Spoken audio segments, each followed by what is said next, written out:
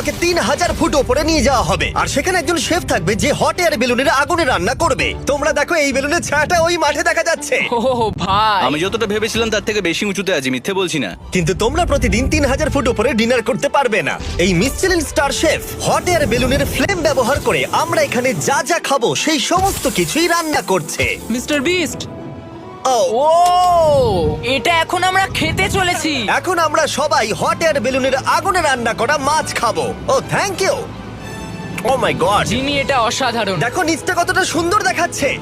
সত্যি ভিউটা কিন্তু অসাধারণ। এই মাসটা স্বপ্নেও ভাবতে পারিনি ও আকাশে উড়বে। যদি তোমাদের কাছে এক্সট্রা $10,000 থাকে আর কোনো মেয়েকে ইমপ্রেস করতে চাও তাহলে আমি বলবো এখানে এসো। 10টা গভর্নমেন্ট কোর্সের প্রতিটার স্বাদই ছিল অসাধারণ। কিন্তু আমার একটা প্রশ্ন ছিল যেটা জিজ্ঞাসা করতেই হতো, একজন মিশেলিন স্টার শেফ হিসেবে তোমার ফেস্টিভ্যাল কেমন লাগলো? খুব ভালো আর ব্যালেন্সড, আর আমার এই চকলেটের ক্রাঞ্চটা খুব ভালো লেগেছে। ফেস্টিভ্যাল তাহলে মিশেলিন স্টার অ্যাপ্রুভ। 10,000 এর এক্সপিরিয়েন্স সত্যি দারুণ।